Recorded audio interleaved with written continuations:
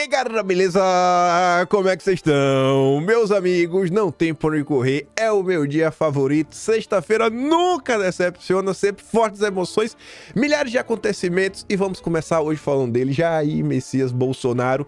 Na verdade, eu quero trazer uma notícia bem rápida sobre Lula, Secom, Sidônio, passar pelo lançamento da pré-campanha do Caiado, que já falou um pouco da direita, de Bolsonaro, entrar na manifestação no dia 4, olha aí um texto que foi publicado, bem curioso, que mostra mais uma pessoa, que não é de direita, vendo mais um ponto a ser criticado diante aí do julgamento, né, de tudo que está acontecendo na esfera jurídica contra Bolsonaro.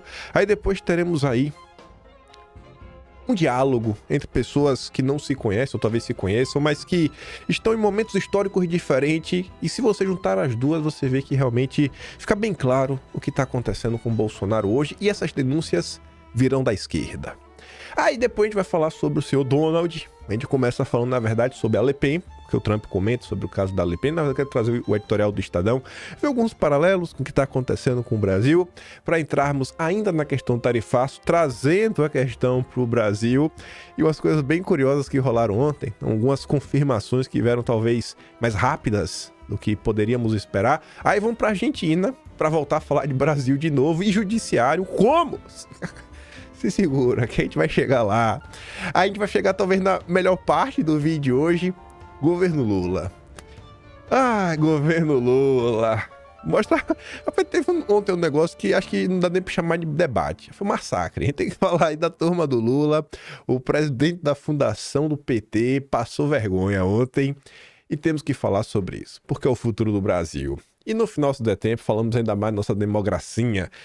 Ai, depois dessa longa introdução, vamos rápido, porque eu quero realmente ver se eu falo tudo que eu separei hoje. Gente, o baque na Secom de Lula após o resultado da pesquisa Quest. Você vê que Sidônio é uma máquina de ilusão. Ele engana até o próprio Lula. O resultado da Quest sobre a avaliação do governo Lula provocou um baque em ministros do Palácio do Planalto, especialmente no Sidônio. Eu não acredito nisso, não. Segundo aliados, Sidônio se mostrou surpreso com um tombo de 6 pontos na aprovação do governo, pois o resultado foi na linha oposta ao que apontavam pesquisas internas contratadas pelo Planalto. Tu acha que Sidônio não sabia que estava ruim? Até contratar pesquisa para enganar o Lula e fingir que as coisas estão dando certo, o Sidônio está fazendo. O homem é uma máquina, é uma máquina de mentir. É uma máquina, parabéns, Sidônio, vai entrar para a história como herói brasileiro. Gente, piadas à parte,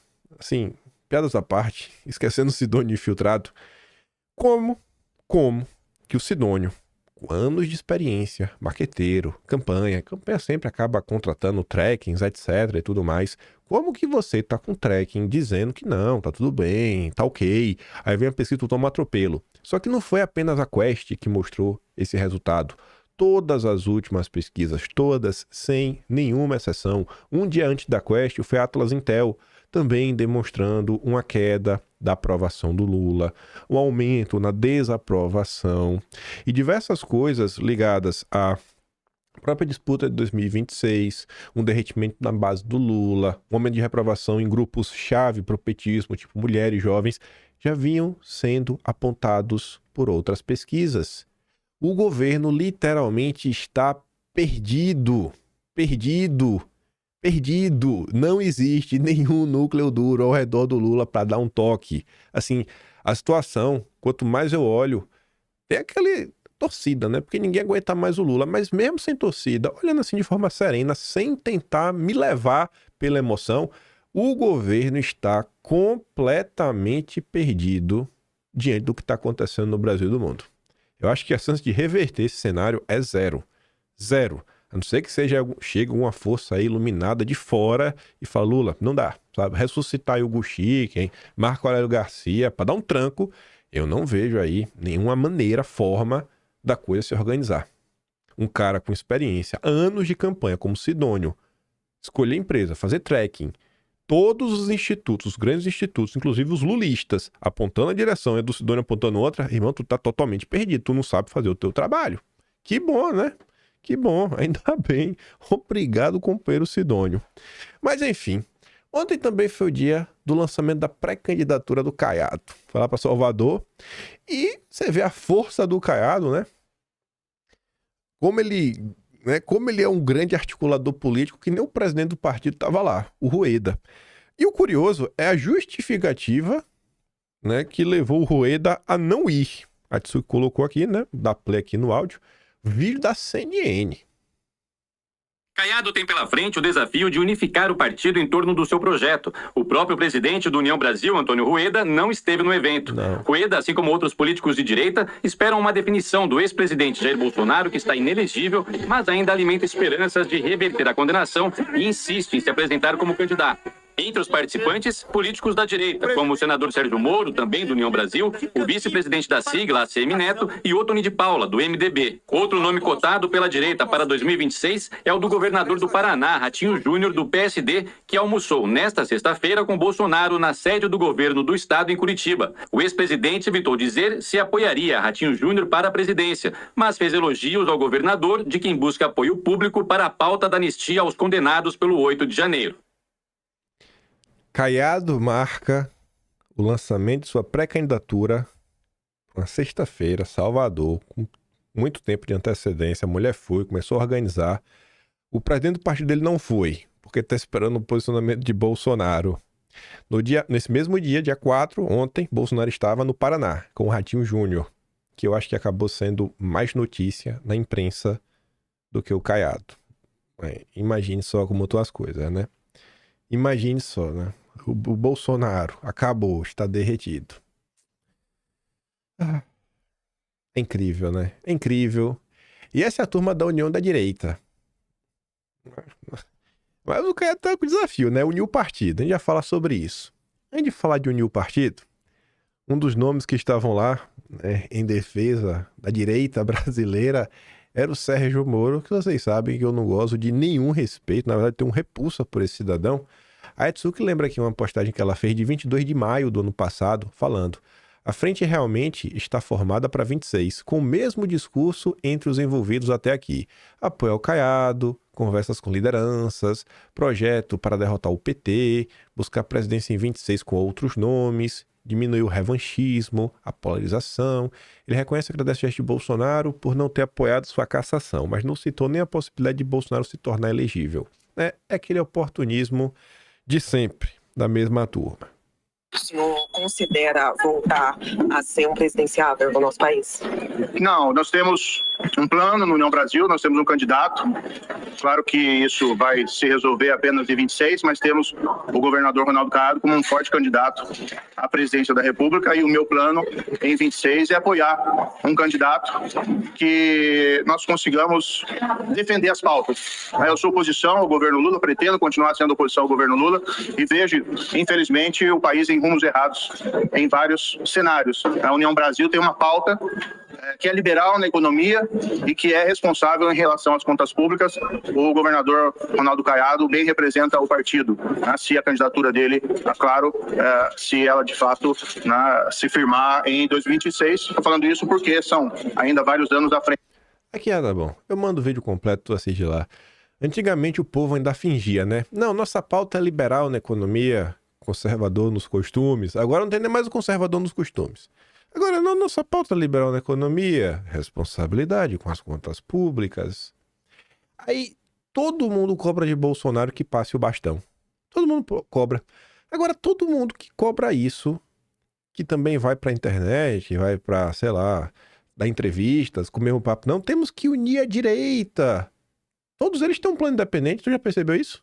Ninguém chega assim, não, cara, beleza, Bolsonaro passa o bastão, mas e aí? Qual é o teu candidato aí, Bolsonaro? Será que se Bolsonaro passar o bastão para Eduardo Bolsonaro, toda essa turma aí vai apoiar Eduardo? Só vale... passar o bastão no final do dia é o seguinte: me dê, Bolsonaro, a chancela. Eu quero ser o seu ungido. Dê o seu capital político pro meu grupo. É isso. No final do dia, é só isso. É só isso. Toda a conversa mole. Ai, que Bolsonaro está atrapalhando o meio de campo, que isso, que aquilo, outro, etc, tudo mais. Mas calma. Você vê que Moro, né, graças a Deus só falou, né, que tem uma pauta liberal na economia, porque se fosse entrar na questão de costumes, que eu acho que aqui tem um pouco a ver com costumes, você vê, né, Moro suspende votação de projeto que libera, né, uma ferramenta para advogados. A Yara diz, né, pô, a pseudo-direita lavajatista é desarmamentista? Serginho, seu viés esquerdista sempre aflora, tá difícil esconder, né?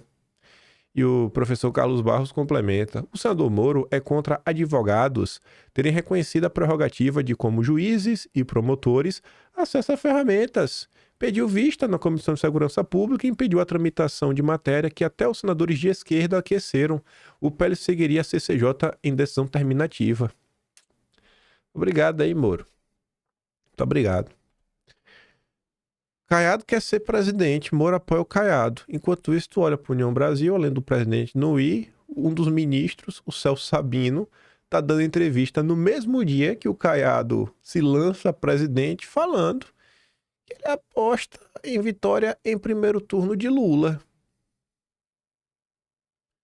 É curioso, essa turma é a primeira a jogar pedra em Bolsonaro. É a primeira a cobrar que Bolsonaro tem que fazer alguma coisa. Agora é a última a falar de si mesmos, a olhar para o próprio umbigo. Cadê a valentia do Caiado, do Moro, em dar um enquadro em seu aliado, companheiro de partido, ministro do governo Lula, Celso Sabino, do União Brasil? Cadê? Cadê a valentia, Caiado? O cara não controla o próprio partido, quer ser presidente da República. Onde que já se viu isso? A Yatsuki diz, né? Bolsonaro tá fazendo política como se deve, não com sujeira, mas com diálogo. Enquanto muitos falam, Bolsonaro age. O encontro com líderes de partidos e ex-ministros de seu governo, em Angra dos Reis, por exemplo, é um exemplo do que estamos vendo. No fim, Bolsonaro é um motor propulsor por trás de toda a movimentação para livrar os inocentes do 8 de janeiro e quem acelera o freio com o passo da movimentação da direita, goste você ou não. Aí eu vou deixar até aqui para só relembrar. O encontro que a Tsuki se refere a Angra dos Reis contou com a presença do Rueda. O Rueda estava lá, junto com um representante lá da política do Rio de Janeiro que está cotado para ser até o candidato ao governo. Quem também estava lá quando ela falou de ex-ministro era o Ciro Nogueira, que levou o derrite para meio que fechar ali, né, o Senado, Eduardo Bolsonaro e o derrite. E nesse acordo aí, né, para ter o apoio de mais pessoas, etc, tudo mais, o derrite até se filia ao PP. Tudo certo aí no meio do processo. Aí você vê, cara, ache bom, ache ruim. O único cara que até o presente momento colocou algum plano real de ocupação de espaços, não é assim, não é uma briga por uma posição única. É uma visão macro da situação Brasil. A situação macro, olhando para os 27 estados, tentando obter, em especial, a maioria no Senado. O Senado é importante. É para onde passam as sabatinas e outras coisas. A gente vai falar do Senado hoje. Falaremos do Senado.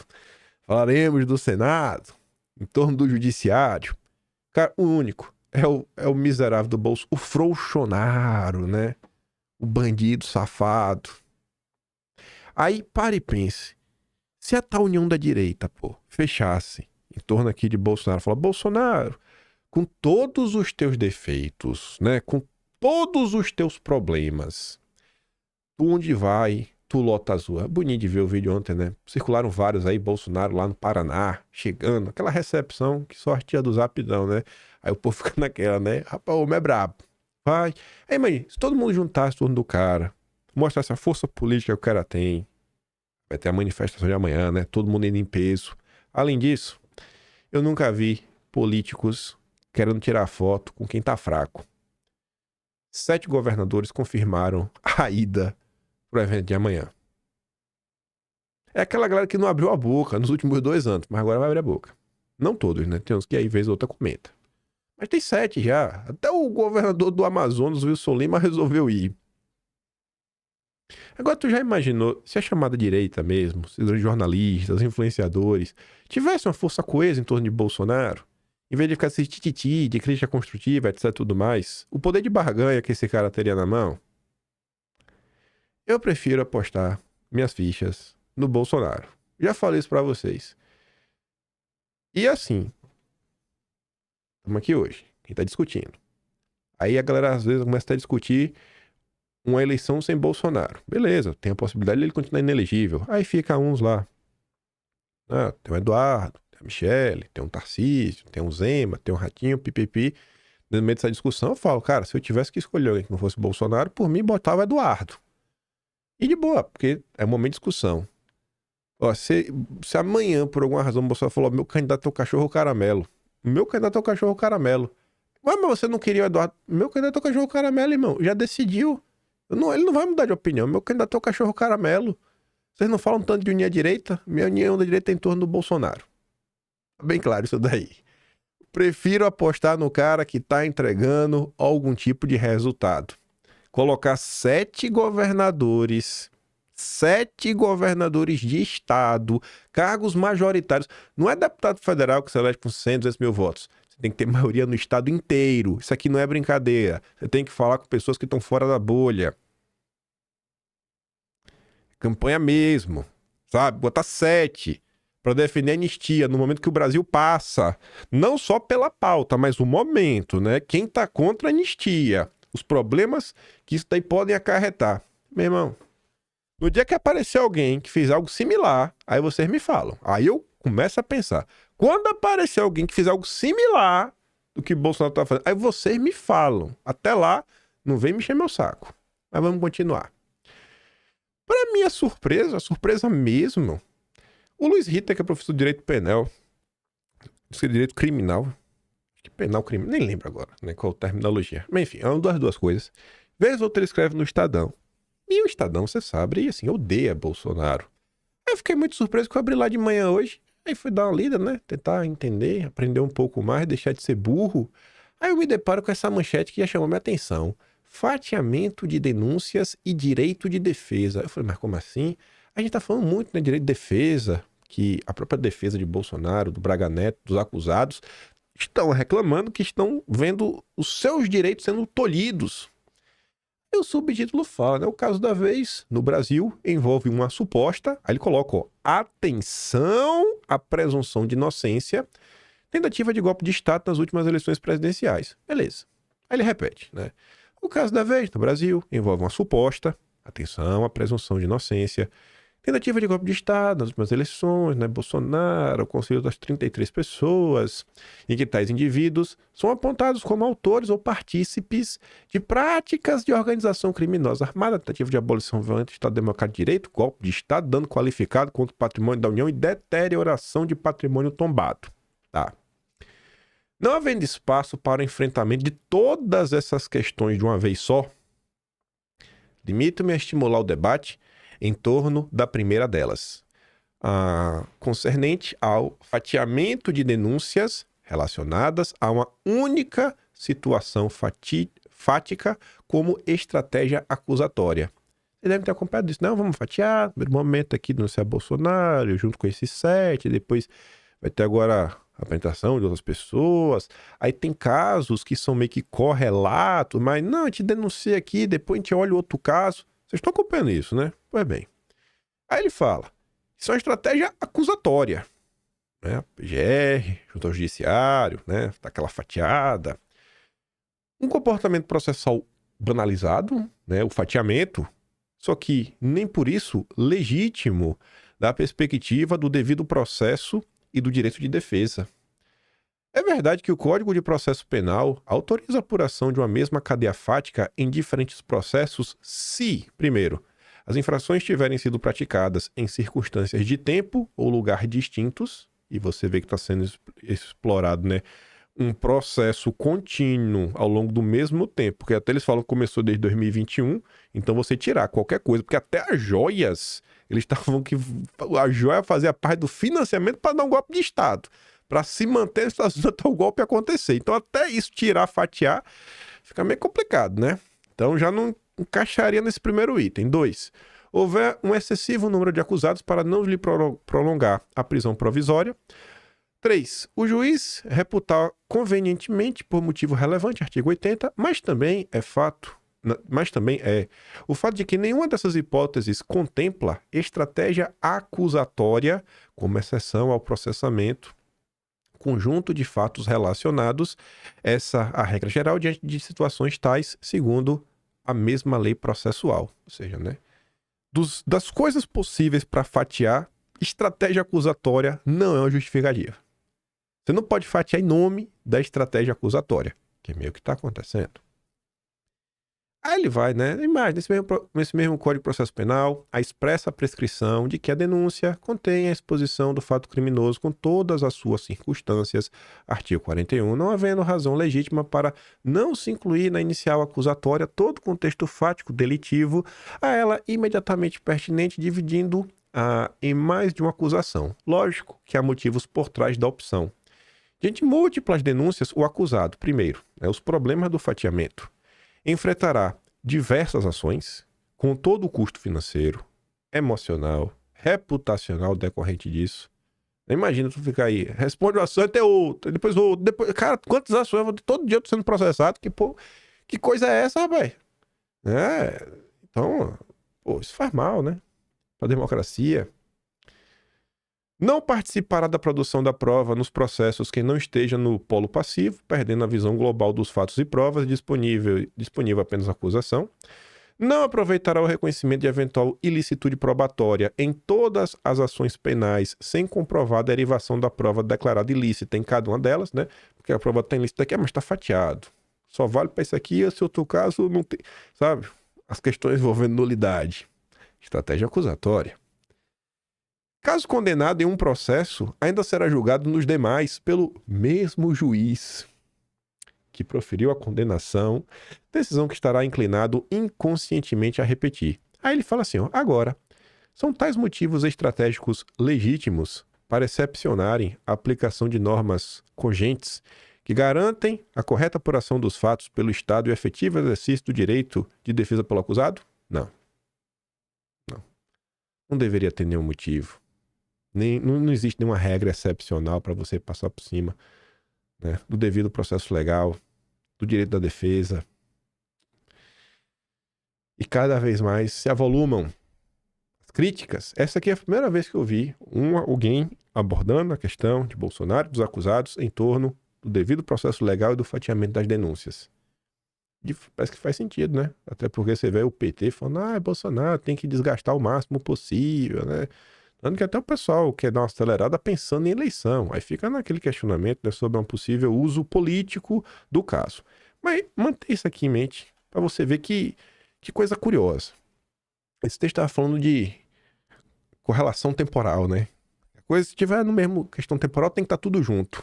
Aqui temos dois exemplos de duas lindas figuras da esquerda que eu acho que tem correlação com o que eles estão falando.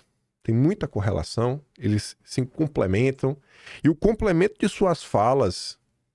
Rapaz, se colocasse os dois no podcast junto para conversar, não dava tão bom. E você vê, cara, vocês acabaram por explicar por A mais B tudo que está acontecendo em relação a Bolsonaro. As duas pessoas, não o Carlos Bolsonaro e o Lindenberg, não. Né? O Lindenberg é uma, aí já mostra a outra. O Carlos deveria ter colocado uma aspas, né, no elogiando. Ele fala assim, o Lindenberg está elogiando, né, o Supremo. E você achando que não há dois pesos e duas medidas. Vide caso Daniel Silveira e fazendo paralelo com outros parlamentares que jamais chegaram perto disso, mas são sumariamente caçados. Aí pense, né, imagine se fosse um parlamentar, um político de direita falando isso daqui. Aí a gente já vai escutar o complemento depois. Vai lá, Lindenberg. É um escândalo isso que aconteceu. Uma parte dos ministros do Supremo acovardados, de joelhos, com a pressão feita pela Rede Globo. Eu volto a dizer, usou até militares para chantagear o Supremo Tribunal Federal e a democracia brasileira. É claro que teve votos muito consistentes do nosso lado. Agora, é um escândalo mesmo. Esse Supremo, na verdade, vamos falar a verdade, ele chancelou o golpe desde o começo. Se tem uma coisa que eu lamento, é que muita gente nossa teve ilusão demais com o Poder Judiciário, com o Supremo Tribunal Federal. Eu fiz um discurso em São Paulo, foi até muito criticado, quando disse, chega de ilusão com essas instituições. Quando houve a condenação do Lula no TRF4, estava claro, o Supremo participou do golpe. Lindenberg faria, né? Principalmente aqui foi 2016, né? Você participou do golpe contra o Lula, contra a Dilma. Aí agora temos o Fred Krepp. Do passado já foi filiado ao PSOL, não sei, acho que não tá mais filiado no PSOL. Atualmente ele apoia o Ciro Gomes. Aí ajuda nas articulações da esquerda. E aí o Fred Krepp vai falar sobre o momento atual e a relação da esquerda com o judiciário e o caso Bolsonaro e a soltura do Lula.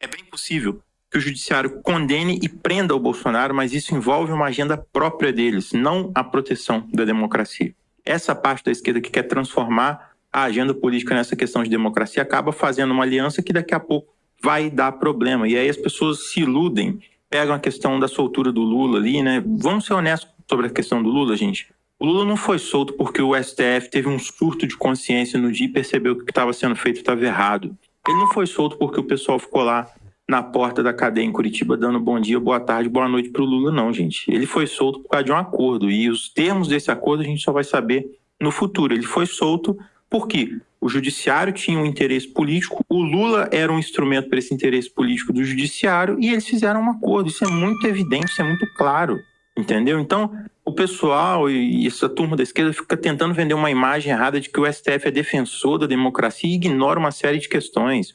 E aí a esquerda não cria nenhuma agenda própria para ter força na sociedade e é tudo uma reação ao bolsonarismo que nem está no governo mais. Na hora que o pêndulo virar, e ele vai virar, essas mesmas armas que estão dando ali para o STF defender a democracia vão ser usadas contra a esquerda. Imagina no dia em que o Tarcísio sentar na cadeira de presidente, fazer um acordo bem azeitado ali com o Supremo para manter a estabilidade. Na hora que ele estiver privatizando até as maçanetas do Palácio do Planalto e a esquerda estiver indo para a rua protestar contra isso, o que vai acontecer, gente? Vocês têm dúvida que vão se usar do judiciário para defender a democracia nesse caso também?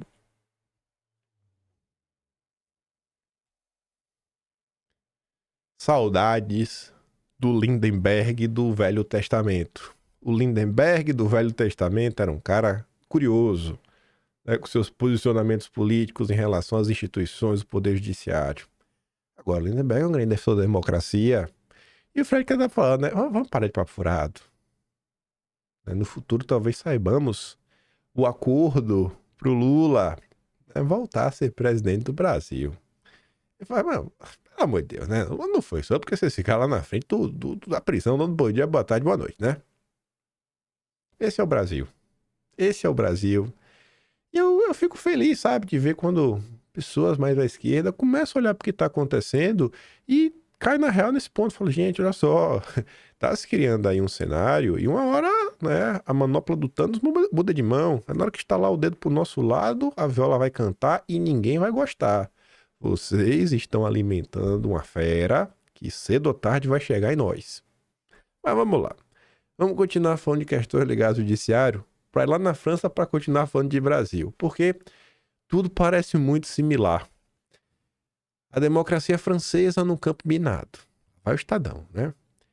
A condenação de Le Pen pela justiça detonou na já conturbada política francesa um choque sísmico que reverberará com cada vez mais força até as eleições de 27.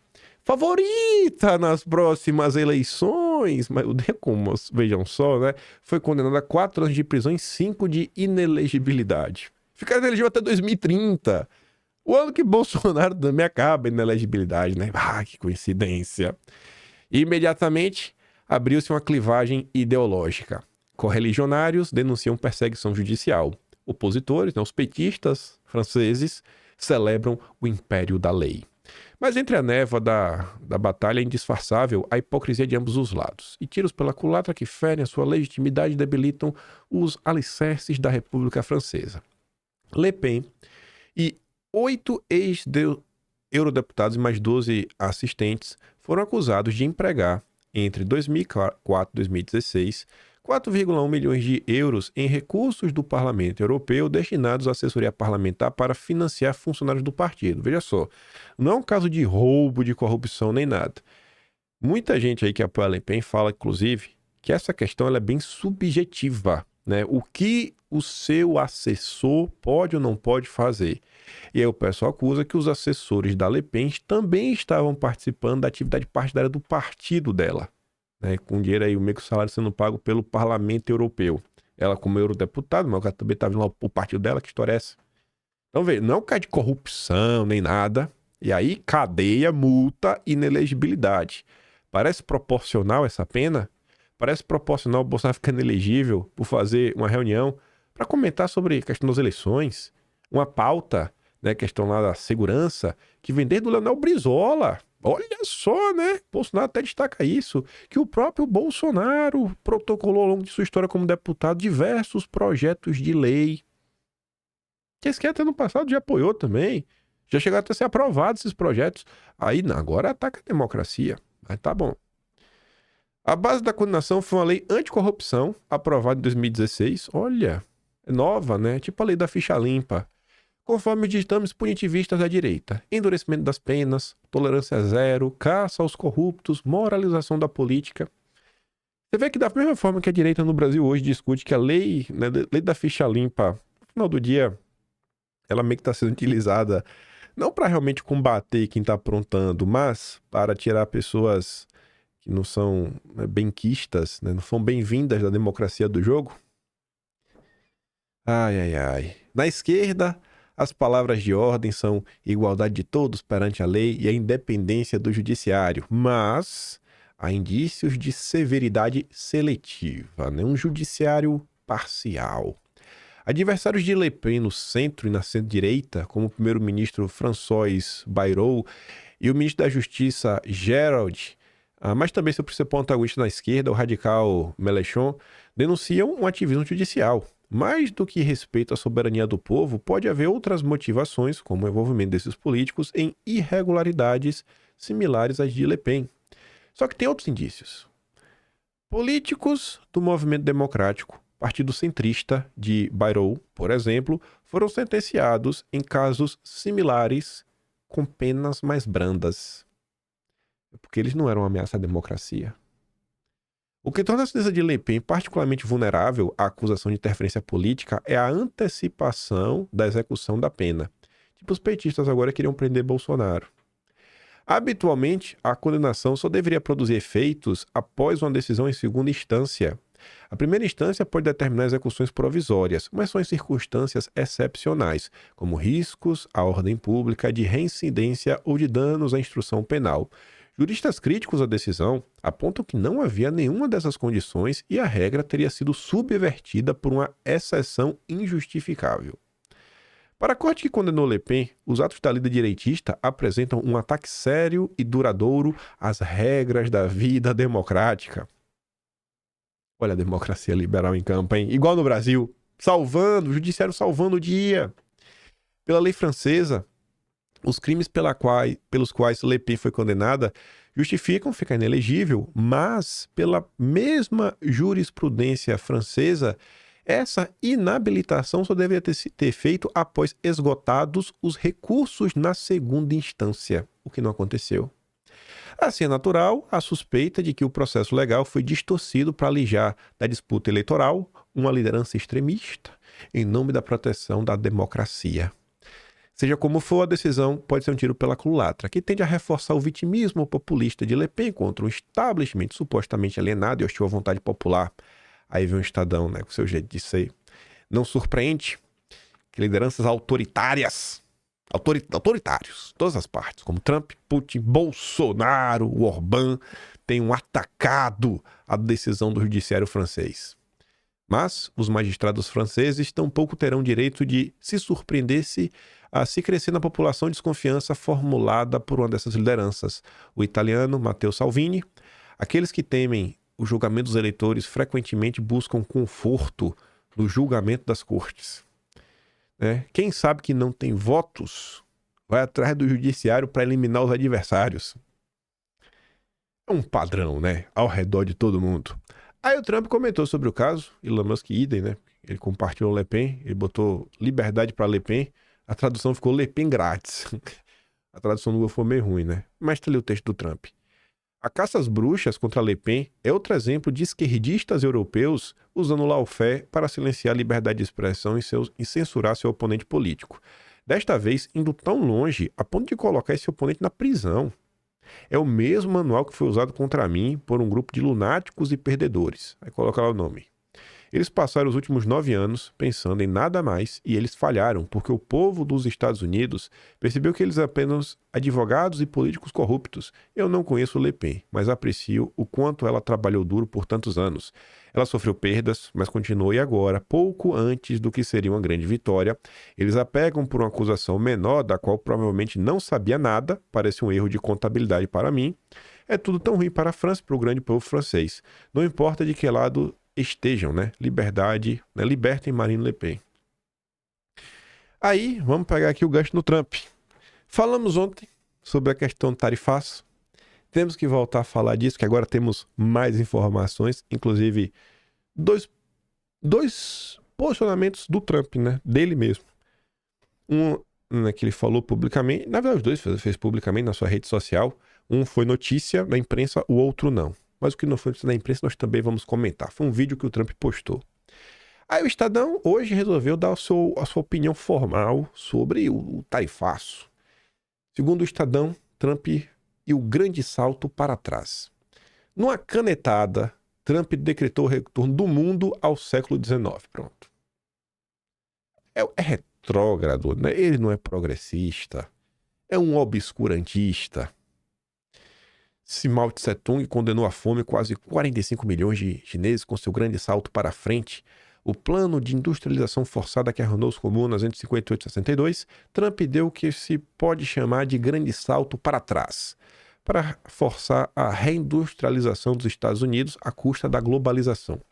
À custa da globalização. Na verdade, à custa do consenso de Washington, que dizia que, né, vamos mandar aí nossas empresas, põe ter mão de obra barata e vamos lucrar aí via mercado financeiro e de outras formas, vamos usar aí a força da nossa moeda, né? Vamos distribuir aí juros e inflação para o mundo e só partir para o abraço. Mas deu errado. Deu errado. Deu errado. E a globalização no final do dia, o que era para ser apenas um processo de integração mundial, assim, tocou no coração da chamada agenda globalista no final do dia. Que quando você olha essas megacorporações, as grandes empresas, como elas se posicionam, né, no mercado, até na própria política, quais políticos eles financiam, como é a atuação dela nos países onde elas estão presentes, você vê, cara, ainda tem alguma diferença de globalização para globalismo? Parece uma porcaria. A integração arquitetada pelos líderes do pós-guerra, né? Nossa, caiu por terra, miserável do Trump. Aí vem, ó, ao invés de um nacionalismo econômico de soma zero, esse termo não é novo, né? Pelo menos aqui no canal já fala disso desde antes do Trump ser eleito, ano passado. Eu falava, ainda falei, no dia, a primeira vez que eu falei sobre esse termo específico, eu falei, gente, vai no Google e pesquisa sobre Trump nacionalista econômico. Você vai ver a quantidade de matérias que vão aparecer. Ninguém quis, da imprensa brasileira, realmente entender os pormenores. Aí agora aí estão chocados com o que está acontecendo no mundo. Enfim, ao invés de nacionalismo econômico de soma zero, projetou-se uma cooperação global de soma positiva, na qual cada país venderia livremente o que produz de melhor para comprar o que os outros produzem de melhor. Tá, vamos continuar aqui. Já vamos até falar de Brasil. O Brasil pode vender de forma livre o que ele produz? Não. A Europa acabou de aprovar recentemente a due diligence, que determinados itens primários, tipo carne, o Brasil tem que provar que não vem de terra desmatada. Já não é livre, já tem regra. Regra criada por eles. Então, vamos parar de pagar de louco? Não existe isso. Cada vez mais o mercado está impondo uma série de regras.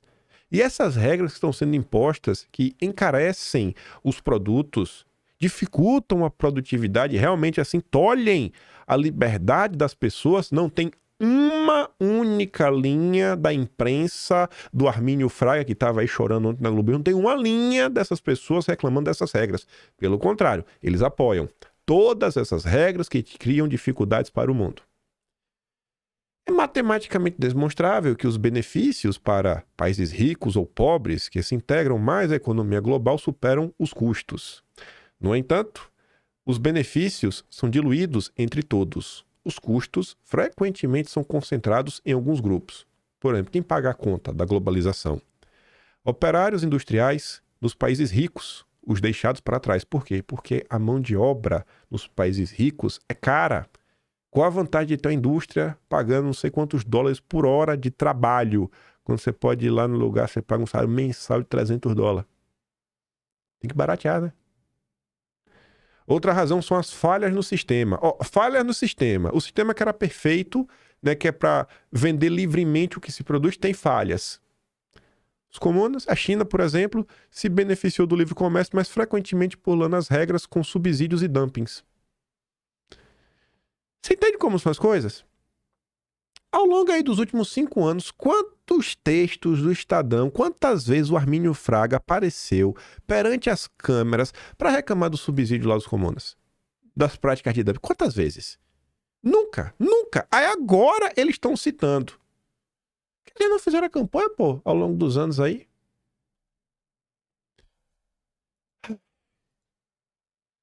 Os Estados Unidos, que dão as costas ao livre comércio.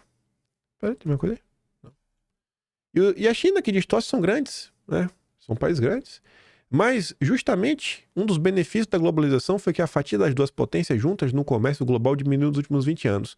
Se as nações amigas do livre mercado souberem reverter a fragmentação e cimentar blocos cada vez maiores baseados numa competição justa e aberta, tem uma chance de trazer os Estados Unidos de volta à razão e disciplinar o capitalismo de Estado chinês para o benefício de todos. Se não, elas serão, para triunfo de Trump, artífices do fim da globalização. Curioso, né? Não, a gente vai disciplinar o capitalismo de Estado chinês. Agora vai. Não fizeram isso todos esses anos. Foram décadas e décadas após décadas. E eles não fizeram nada.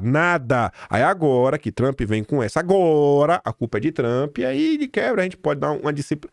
Pelo amor de Deus. Tem que ser um idiota para cair nisso daqui. Mas vamos lá.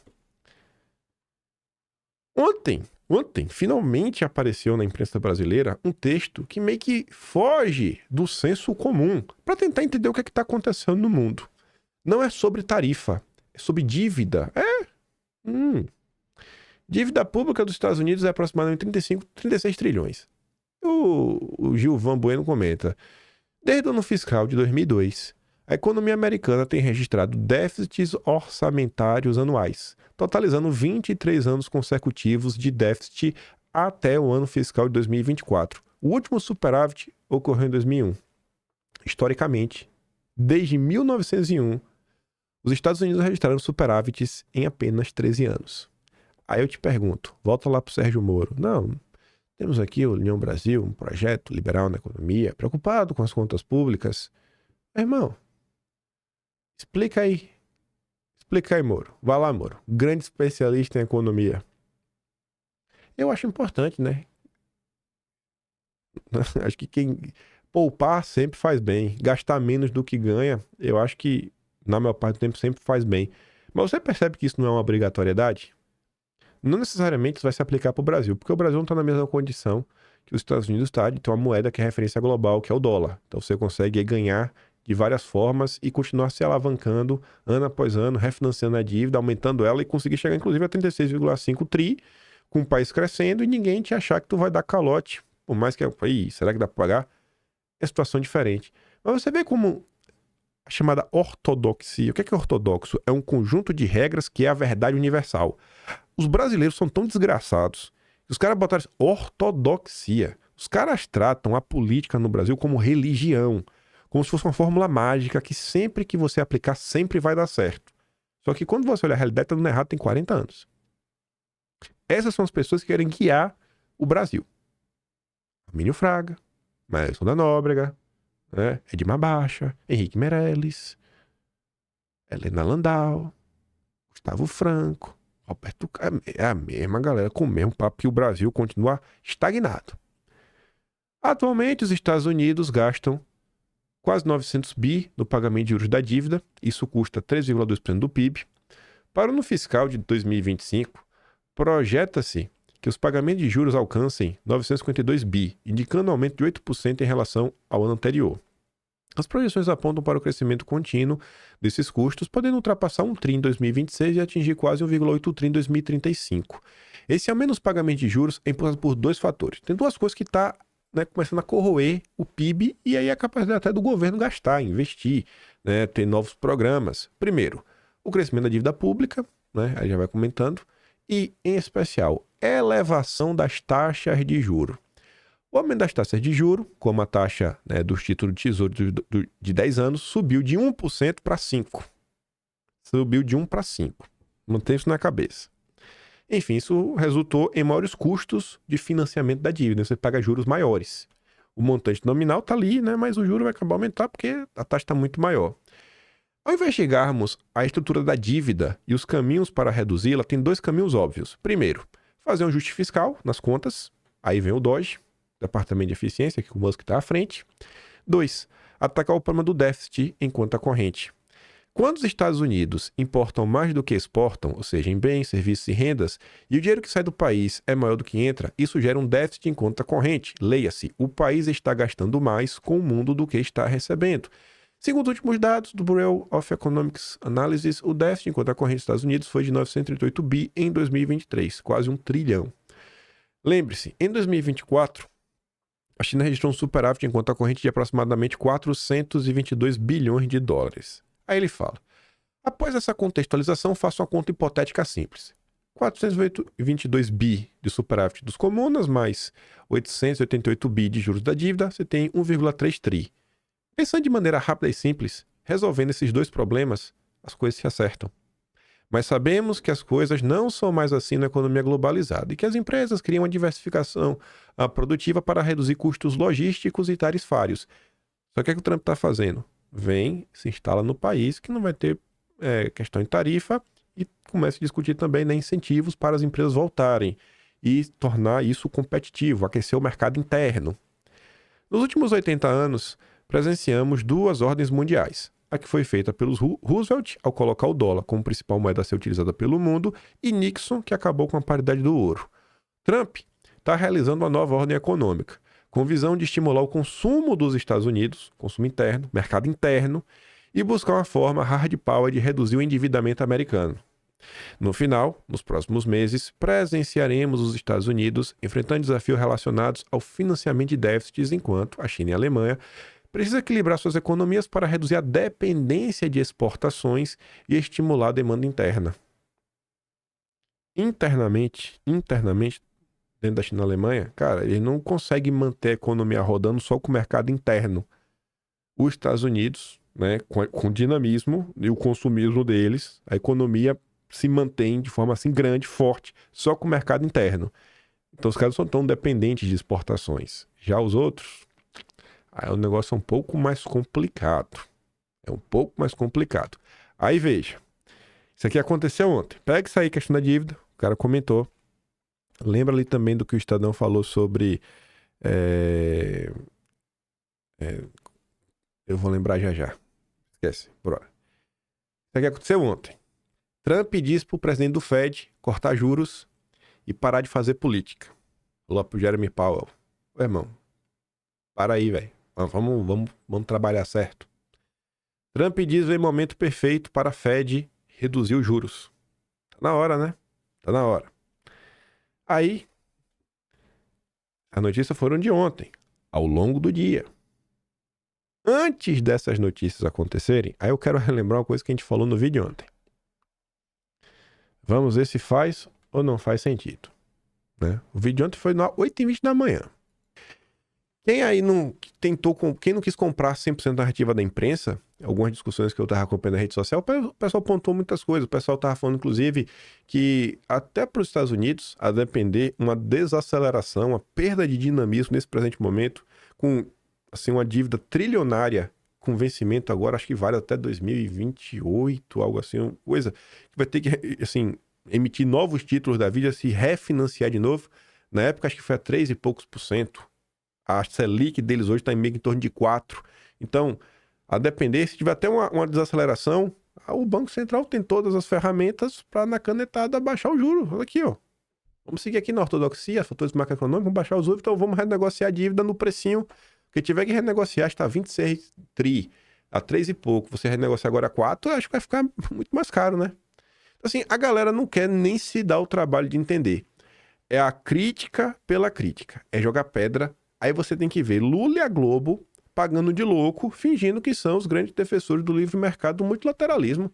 Que o Lula aí, né, ele tá contra o protecionismo a vida toda. O Trump é um louco. O Trump não sabe nem o que ele tá fazendo. É uma coisa que nunca antes na história desse planeta aconteceu.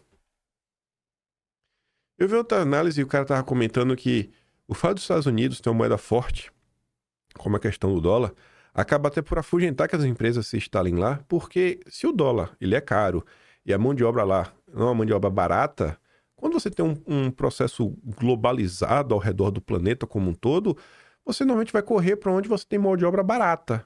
Então esse processo de globalização do mundo acabou por fortalecer, né, a comunada lá. Pode ver o tamanho do país e como se tornou um império econômico. Mas vamos continuar. Quem tem que falar mais de Brasil?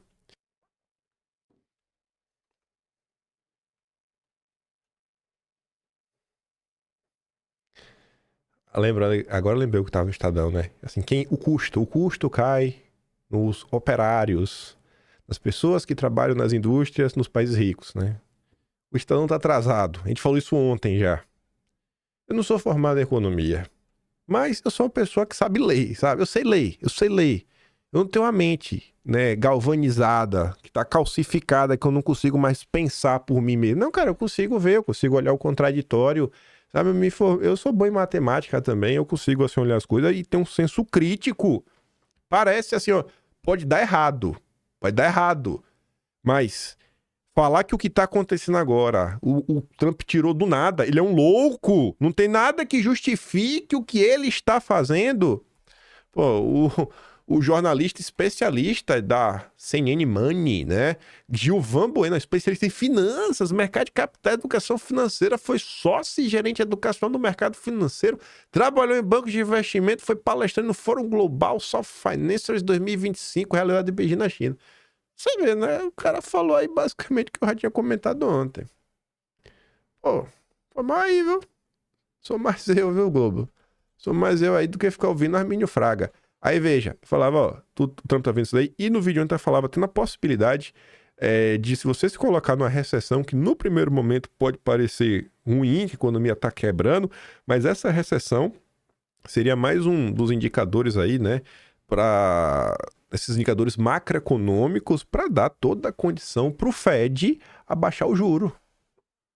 Aí aqui, ó, aqui é para precificação do mercado. Olha lá o mercado. Juro para 2 anos, 30, 10 anos, derretendo, caindo a taxa de juros.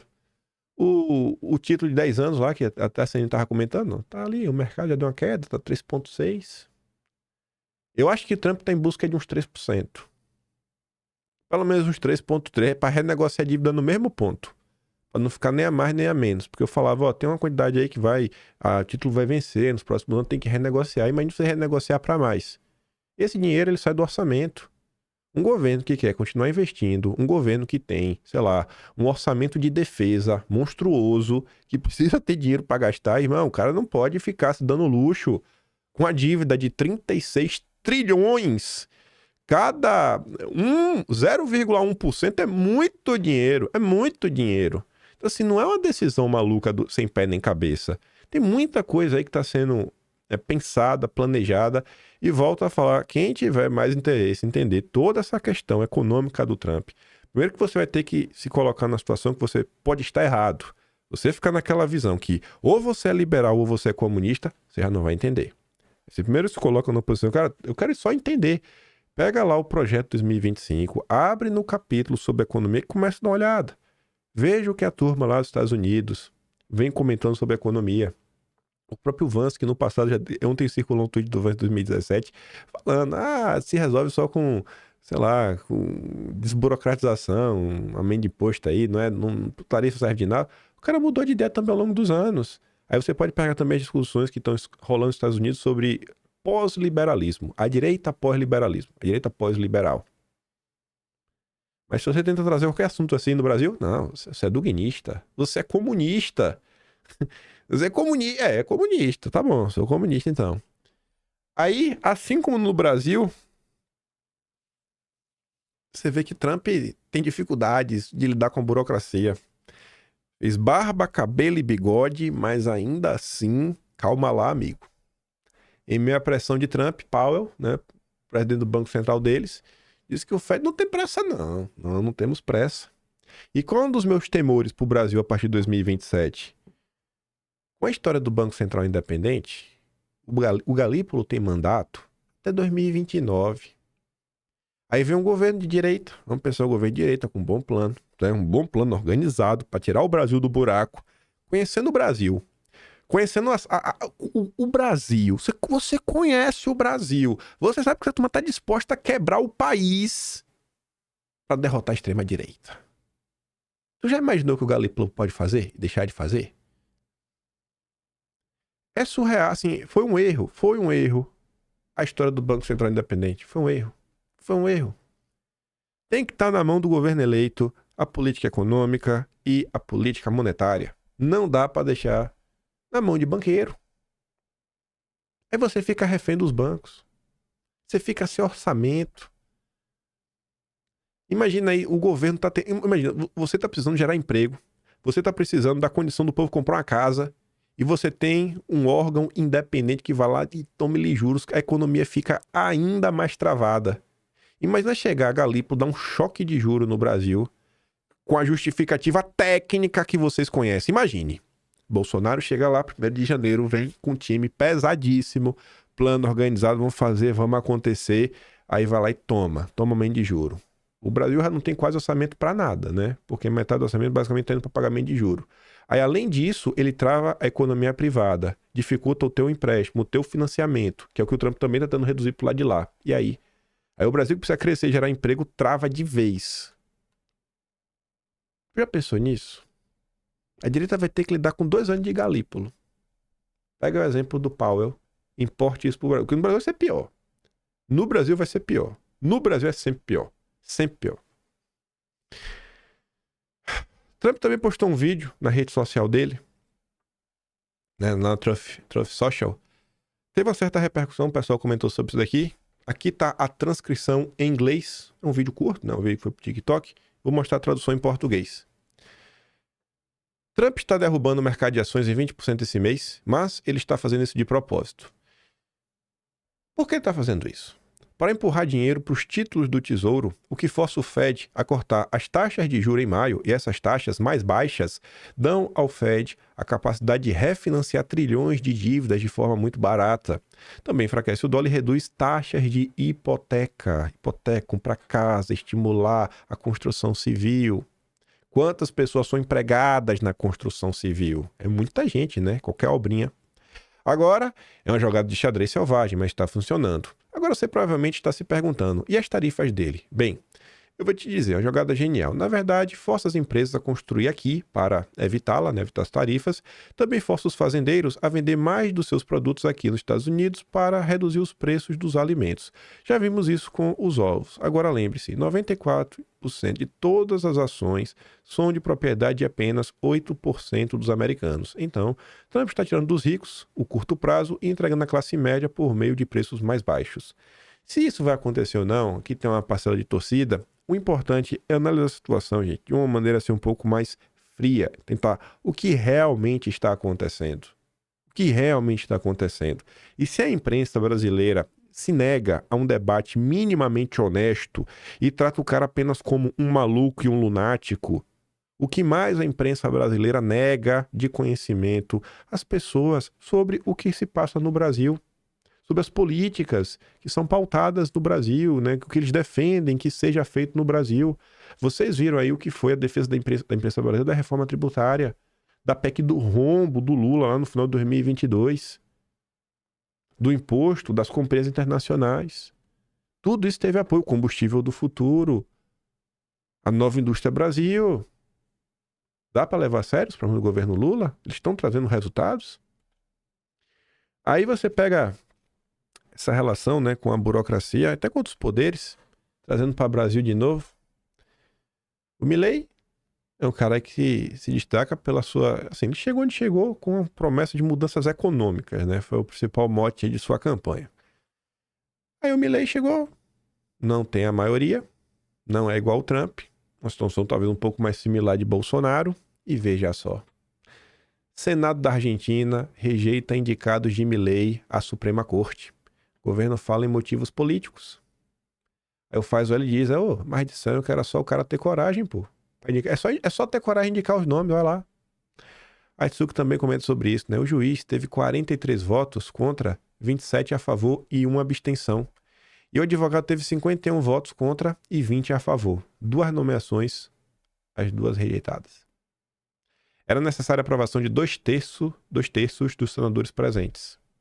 Essa é a primeira vez, desde a redemocratização em 83, que o Senado rejeita no plenário candidatos propostos pelo Executivo para cargos judiciais que exigem maioria qualificada. Não à toa, será uma batalha, a disputa pelo Senado no Brasil em 2026. Aí você vê aqui, né? O André também comenta. Essa notícia serve para fazer entender as dificuldades que Milei tem em operar diante um regime peronista e principalmente as dificuldades que Bolsonaro teria ao escolher quem ele quisesse, como muitos especialistas argumentam. Se bem que as sugestões desses especialistas, né, foram bem estranhas. Aí cita lá alguns nomes. O Jeremy Powell, vejam só, eu coloquei aqui, né, que não quer cortar o juro, ele foi indicado pelo Trump. E depois teve um desentendimento. E é normal isso, né? Não dá para acertar sempre. E isso porque o Trump é um bilionário. É um cara aí que a gente entende um pouco dessa questão, né, do dia a dia. E eu acho que tem à sua disposição dos Estados Unidos não só uma militância com mais tempo de casa, várias instituições, né, com anos e anos aí de militância política, com a própria Heritage Foundation, um partido forte. E ainda assim esse tipo de coisa acontece. E no Brasil? E no Brasil? E no Brasil? Ele tava comentando ontem lá da lei de reciprocidade, rapaz. Não tem nada. Não tem mais porcaria nenhuma. Que mané reciprocidade? Você vê que é o pensamento brasileiro no final do dia. Esse mesmo papo furado, dia sim, dia também. Liberalismo você curte, livre mercado, livre comércio. E a vida do povo não melhora. Não vai para lugar nenhum. Tanto os liberais, os comunas, socialistas, é tudo a mesma porcaria. Não tá indo para lugar nenhum. Absolutamente lugar nenhum. Só para pegar aqui, eu queria muito falar hoje do PT, mas não vai dar tempo. Eu sei que não vai dar mesmo, porque só o vídeo que eu quero mostrar para vocês é longo e aí tem outras coisas para mostrar. Vai pegar um caso aqui que a gente tá falando do Milei judiciário para falar de outro caso que aconteceu, que é esse aqui, ó. O repto ao Tribunal Penal Internacional. Lembra o TPI? Que até a esquerda brasileira queria processar Bolsonaro pelo crime de gênio? Pois bem, a Hungria informou que vai sair do Tribunal Penal Internacional. O anúncio, né, aconteceu em presença do Netanyahu, tá lá, fui lá em Budapeste. E por que isso aconteceu, né? Porque o TPI declarou que o Netanyahu é um criminoso. Enfim, né? Por ser meio tribunal, a Hungria teria de cumprir um mandado de prisão em que o TPI expediu contra o Netanyahu. Mas aí bastou a emissão do mandato contra o Netanyahu em novembro para Orbán deixasse claro a sua intenção de descumprir. Inspirado em Trump, que em fevereiro deste ano impôs sanções contra integrantes do TPI, Orbán dobrou a aposta e aproveitou a presença do aliado israelense em Budapeste para divulgar a sede do tribunal, descrito pelo húngaro como uma corte política. Os Estados Unidos, que não são membros do TPI, sancionaram o órgão em retaliação ao mandado de prisão contra Netanyahu. Recentemente, o ex-presidente das Filipinas, Rodrigo Duterte, foi preso em Manila e extraditado para a Haia. Lá, será julgado pelo TPI por sua truculenta política de combate às drogas. Olha só, ele é malvado demais. Ele é truculento, é igual no Brasil, a truculência policial. A extradição de Duterte ocorreu porque, segundo o atual presidente das Filipinas, Ferdinand Marcos Júnior, o país cumpriu com suas obrigações legais. Aí você vê, Marcos e Duterte são inimigos políticos. Imagina aí, o cara tava combatendo, né? Talvez ele tava. Será que ele prendeu algum inocente? Deve ser porque as penas eram muito duras. Aí o cara vai receber o TPI e o adversário político dele celebra, né, mais uma vez o uso do judiciário para tirar um adversário de campo. Expostos os limites do TPI, agora esperar que Lula não siga os passos do Orbán. Aí diz que Lula chegou a falar que se o Putin viesse, né, não ia ser preso no Brasil. Chegou até a ameaçar que ia tirar o Brasil do tribunal. Lula teve de atenuar sua declaração um pouco depois, ante a evidente afronta à Constituição brasileira. Mas manteve suas dúvidas sobre o interesse do Brasil em permanecer no TPI. Sempre é possível discutir a conveniência da permanência do Brasil no TPI, mas quando se observa que a hostilidade ao tribunal parte majoritariamente de gente com vocação autocrática, como Orbán, Netanyahu, Trump, Putin, parece claro de que lado o país deve estar. Para mim, realmente parece claro, ao lado dessa turma aí, né? É realmente sair do TPI. O mundo não é mais o mesmo, não será mais o mesmo, não tem mais volta, não tem mais volta, não tem mais volta. Eu quero ver como é que serão os próximos anos. Eu só queria ver a direita brasileira começar a discutir cada vez assuntos mais profundos, mais densos e utilizar dessas discussões para construir um projeto mais coeso para o Jair conseguir encabeçar. E eu digo, gente, isso não é passando pano. O Trump, muita coisa que ele está fazendo, não foi ele que inventou. O Trump, assim, cada pessoa tem algumas habilidades, mas ele não é habilidoso em tudo. Ninguém é um deus, um demiurgo. O Lula acha que ele é. Pô, todo mundo tem umas equipes aí para ajudar. Se olhar a equipe do Trump, você vê, pô, a galera tem uma base assim pesada. Pô, o próprio vice, o próprio Vance manda bem demais aquele cara. Aí tô olhando no Brasil, o miserável do Bolsonaro, nem um avião às vezes decente para viajar tem. Sim, e vou de carreira de boa, Bolsonaro não reclama. Mas, querendo ou não, se você parar, você vê que Bolsonaro normalmente vai na frente do avião, que é um pouco mais maior, né? Bolsonaro tem o quê? 70 anos de idade, 1,90 m de altura e uma barriga grande. Tá com a barriga grande, né, Jair? Pô, tu vai no avião normal, tu fica com as pernas apertadas. Fora o tempo que às vezes tu gasta no avião pra ir pra um lugar, pra ir pra outro. Tu acha que um cara... Imagine se fosse os Estados Unidos. Imagine como é que a direita americana trataria um cara como o Bolsonaro com o capital político que ele tem. Será que tava assim? Em termos de assessoria, de vídeo, de produção de conteúdo pro próprio Jair, sabe? Demandas. Até de assim, de... Não é mudar o que o cara é, mas que seja sempre, cara, o que é que tá acontecendo hoje é isso daqui. Então vamos, Cal, vamos ver dentro do que você mesmo já fez, sei lá, no seu passado, seu governo, soluções que já foram apresentadas, vamos colocar isso aqui em campo, sabe? A turma aí pra realmente entrar em campo, cair pra dentro. É dureza, velho. É dureza. Eu fico vendo assim, os deputados até vai, compartilham uma coisa. Ah, Bolsonaro, coloca. Mas os próprios deputados, eles precisavam ser figuras não só mais presentes, eles são presentes, só que eles tinham que ser, assim, não é essa questão de ser desqualificado, mas tratar dos assuntos de uma forma mais profunda também. Não só mostrando as contradições do Lula e trazendo algumas questões em relação a Bolsonaro, mas mostrando assim, como no momento atual, as soluções, né, podem ser colocadas na mesa, assim, apontando uma solução, cara. A solução vai para isso daqui, ó. Isso, papapá, a gente vai chegar lá e esse vai ser o resultado final. Então, 2026, não, nesse presente momento, né, vá para a manifestação amanhã e em 2026 venha com a gente que esse é o nosso plano aqui pro Brasil. E fazer esse trabalho, sabe, como um evangelizador, batendo canela ao redor dos seus estados, montando suas bases. Já pensando também nas eleições municipais de 2028. Mas quando você olha, trabalhando mesmo, entregando resultado, rapaz, só o Jair, viu? Só o Jair na direita brasileira. Enfim. Nossa, eu queria muito ter comentado a coisa do PT. Não deu tempo. E tem o caso do Banco Master aí, que também... Nossa, todo dia sai uma notícia nova. Tem tanta coisa, é capaz de dar um vídeo inteiro só sobre o Banco Master. Eu acho que quando comentar sobre as coisas do PT... E dentro de todas essas confusões que estão acontecendo nos Estados Unidos, e agora já tem mais uma base, eu acho que quando a gente fala do Banco Master, é fazer muito mais sentido o que está rolando. Aí você para e pensa, né? Rapaz, toda aquela gritaria da imprensa brasileira em torno de assuntos que no final do dia nada tem a ver, né, com o que a imprensa está comentando.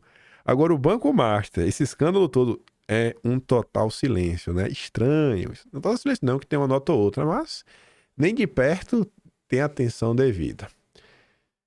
Eu fico por aqui hoje. Vou mandar os vídeos que eu dei play. Amanhã falamos do Lula, sem falta. Vamos da tropa. A tropa não decepciona nunca. E se gosta do meu trabalhinho, quiser dar um pouco mais, pode estar no membro do canal. Tem um Tony Valeu, tem um Patreon na descrição e tem um Atlas Brasileiro, kimpai.com.br. Amanhã tem, né? Manifestação em São Paulo. Quem puder ir, eu acho que vale a pena ir, né? Fazer lá um coro. Vamos ver a força aí e vamos ver como é que essa manifestação vai impactar ao longo da semana nas questões ligadas à anistia. Vejo vocês amanhã. Aquele grande beijo e abraço. Tamo juntos. Valeu, meus amigos. Fui, bi.